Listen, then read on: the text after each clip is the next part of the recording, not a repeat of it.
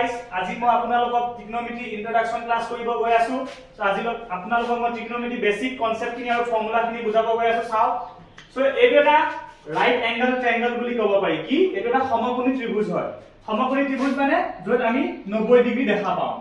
so ইয়াক মই এটা নামাকৰণ কৰি লম নমেনক্লেচাৰ কৰি লম ইয়াক মই a বুলি কলো এইটো b আৰু এইটো c ইয়াত b এঙ্গেলটো কিমান ডিগ্ৰী হৈ আছে 90 ডিগ্ৰী এই 90 ডিগ্ৰী অপজিটটো আমি কি হ'ব চাওক আপুনি এইটো আমি কম হাইপোটেনিউজ কি বুলি কম হাইপোটেনিউজ তাৰ পিছত এই ইয়াত এটা এঙ্গেল উৎপন্ন হ'ব সেই এঙ্গেলটো আমি কি বুলি দিছো থিটা বুলি দিছো ইয়াক আমি কি বুলি দিছো থিটা থিটা এটা এঙ্গেল হয় এই থিটাটো যত এঙ্গেলটো লাগি থাকে তাক আমি বেস বুলি কওঁ কি বুলি কওঁ বেস বুলি কওঁ আৰু এটো পারপেন্ডিকুলার হৈ আছে তো ইয়াক আমি কি বুলি কম এটো এটা পারপেন্ডিকুলার সো এতিয়া চাও আমি যেহেতু ট্ৰিগনোমেট্ৰি এঙ্গেলৰ ওপৰত ষ্টাডি কৰিম তো ইয়াত আমি যে বেসিক কি পাম আপোনালোকে চাব পাৰে ইয়াত আমি সাইনৰ ওপৰত ষ্টাডি কৰিব লাগিব সাইন cos tan এসো সাইনৰ উল্টা কি হয় তো আপোনালোকে মনত ৰাখিব লাগিব সাইনৰ উল্টা হৈ যায় আপোনালোকৰ cosec সাইনৰ উল্টা কি হয় আপোনালোকৰ cosec হয় তাৰ পিছত আমি cosৰ উল্টা কি হয় cosৰ উল্টা sec হয় তো cosৰ উল্টা কি হয় sec হয় তাৰ পিছত আপোনালোকে মনত ৰাখিব লাগিব tanৰ উল্টা কি হয় cot হয় ইয়াৰ ওপৰত আমি যে ফৰ্মুলাবোৰ মনত ৰাখিম ফৰ্মুলাবোৰ কেনেকৈ আমি মনত ৰাখিম সেইটো মই আপোনালোকক কিছুমান ট্ৰিক আৰু কিছুমান নিয়মেৰে সহজতে বুজাই দিম যাতে আপোনালোকে সহজতে বুজিব পাৰে এতিয়া চাওক সাইনৰ কাৰণে সদায় মনত ৰাখিব আমি যদি সাইন ইয়াত এঙ্গেলটো আমি কি ধৰিছিলো থিটা সো ইয়াত আমি সকলোতে কি লগাই দিম থিটা বুলি লগাই দিম থিটা সো এতিয়া চাওক এতিয়া আমি কি কৰিব পাৰো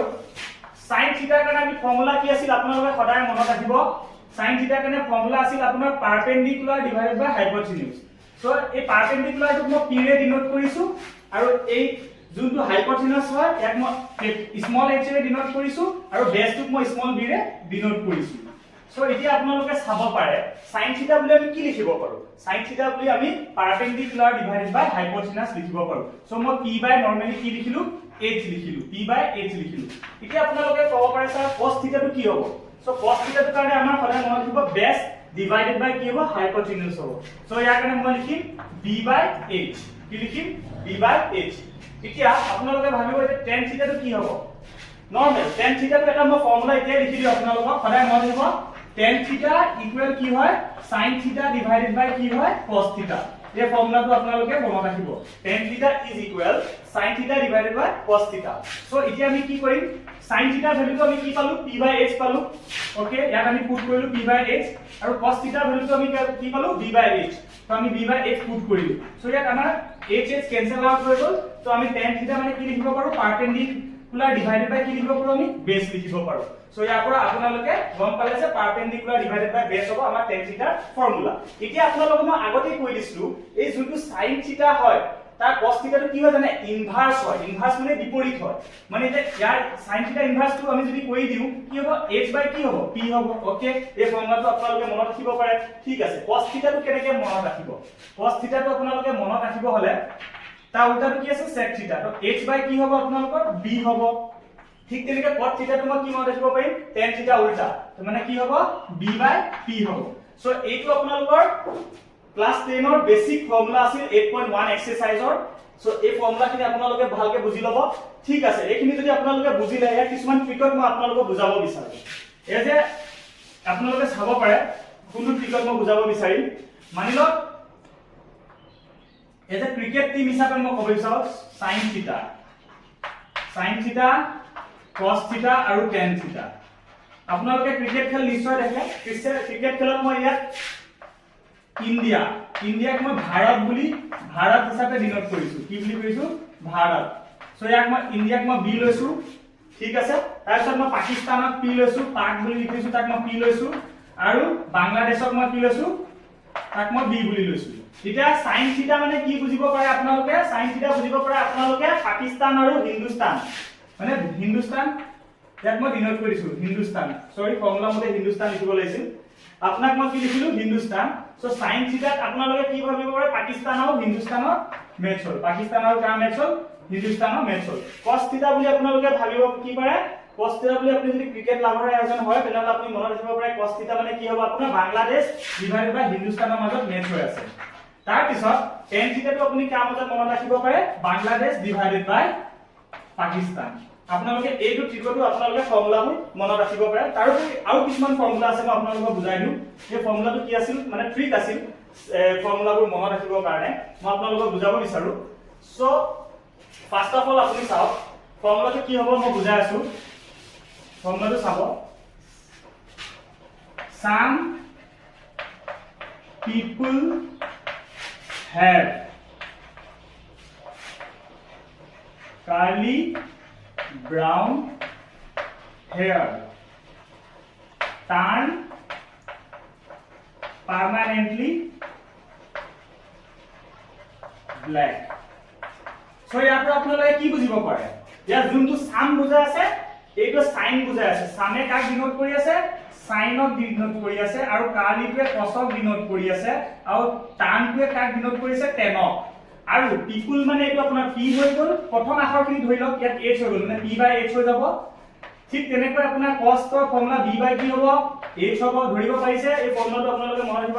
আৰু ইয়াত আপোনাৰ p মানে কি হ'ব p বাই b হ'ব tan θ মানে আপোনালোকে কি p বাই b এনেকৈ আপোনালোকে মনত ৰাখিব পাৰে সো মই বেসিক কনসেপ্টখিনি আপোনালোকক বুজাই দিলো বলো গাইস তাৰপিছত আমি নেক্সট ফৰ্মুলা কিছুমান চাও ইয়াক আপোনালোকে স্ক্ৰিনশ্বট মাৰি ল'ব পাৰে আপোনালোকে স্ক্ৰিনশ্বট মাৰি লওক তাৰপিছত নেক্সট আমি কিছুমান ফৰ্মুলা লিখিব গৈ আছো সো এইটো মই মুছিব গৈ আছো যে আপোনালোকৰ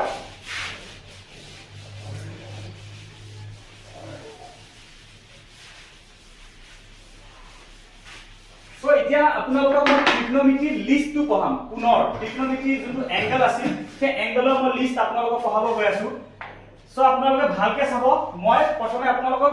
সাইনৰ কনসেপ্টখিনি ভালকে দি দিম আৰু তাৰ পিছত আপোনালোকে নিজে উলাই ল'ব পাৰিব চাওক সো আজি মই আপোনালোকক ত্ৰিকোণমিতিক অনুপাত পুনৰ অনুপাত উলোৱা মানটো আপোনালোকক শিকাব যাওঁ কেনেকৈ উলাব লাগে বেসিক্যালি আমি 6টা এংগল পাইছো 3টা এংগলৰ 6টা হৈ যাব সো ইয়াত আমি ইয়াত ৰেশিও কৰি লিখিব পাৰো ৰেশিও তাৰপিছত ইয়াত মই এংগল কি লিখিম 0 ডিগ্ৰী ইয়াত 30 ডিগ্ৰী 45 ডিগ্ৰী 60 ডিগ্ৰী আৰু কিমান ডিগ্ৰী 90 ডিগ্ৰী সো ইয়াত মই কি লম ইয়াত এংগল কেটা লম সাইন লম তাৰপিছত cos tan cosec sec আৰু লাষ্টত আপোনালোকৰ কি হ'ব cot হ'ব তো sin cos tan cosec sec আৰু আপোনালোকৰ হ'ব cot এতিয়া আপোনালোকে সদায় মনত ৰাখিব sin 0 ডিগ্ৰী মানে আপোনালোকৰ 0 হ'ব প্ৰথমে এইটো মনত ৰাখিব 0 তাৰপিছত হাফ তাৰপিছত 1/√2 তাৰপিছত আপোনালোকৰ √3/2 আৰু 1 এতিয়া আপোনালোকে এই লাইনটো আপোনালোকে মনত ৰাখিব লাগিব তাৰপিছত এটা কথা মই ক'ব যাওঁ cosৰ কাৰণে আপোনালোকে কি কৰিব পাৰে জানে cosৰ কাৰণে আপোনালোকে এই বস্তুটো ইনভাৰ্স কৰি দিব এই প্ৰথমটো একেবাৰে যোনটো লাষ্টত আছে এইটো একেবাৰে প্ৰথমত লৈ আহিব সব ইনভাৰ্স কৰি দিব দেই ইনভাৰ্স কৰি দিব আপোনালোকে ইনভাৰ্স কৰি দিব পাৰে সো এইটো আপোনালোকে মনত ৰাখিব পাৰে অলপ আগতে মই আপোনালোকক এটা ফৰ্মুলা শিকাইছো tan θ মানে কি হয় আপোনালোকে সদায় মনত ৰাখিব tan θ sin θ ডিভাইডেড বাই কি হয় cos θ সো এতিয়া sin θ divided by cos θ is equals to tan θ so tan 0 মানে আমি এই দুটা অনুপাতটো হৰণ কৰিব লাগিব so 0 divided by 1 মানে কি হ'ব এটো কি হৈ যাব 0 হৈ যাব তাৰপিছত 1/2 পৰা আমি divided by কি কৰিব লাগিব √3/2 তো 2 2 ক্যান্সেল হৈ যাব 1/কি হৈ যাব √3 তো tan 30 ৰ মান কি হ'ব √3 তাৰপিছত tan 45 যদি মানটো চাব যায় 1/√2 আৰু 1/√2 যদি আমি ডিভাইড কৰো সেম নাম্বাৰ ডিভাইড কৰিলে আমি কি পাম 1 পাম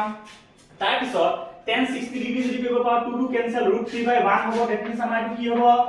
3 হ'ব √3 হ'ব তাৰ পিছত আপুনি চাব পাৰে 1ক আমি কেতিয়াবা 0 এ হৰণ কৰিব পাৰো জানো ডিভাইড কৰিব পাৰো জানো নোৱাৰো সো এটো কি হ'ব আনডিফাইনাইট হ'ব সো ইয়াৰ কি হ'ব এটো আমি ইনফাইনাইট লিখিব পাৰো ধৰিব পাৰিছে তাৰপিছত নেক্সট আমি কি লিখিম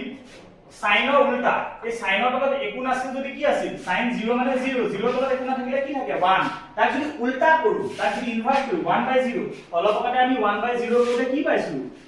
সংজ্ঞাবদ্ধ হীন বুলি কোৱা হয়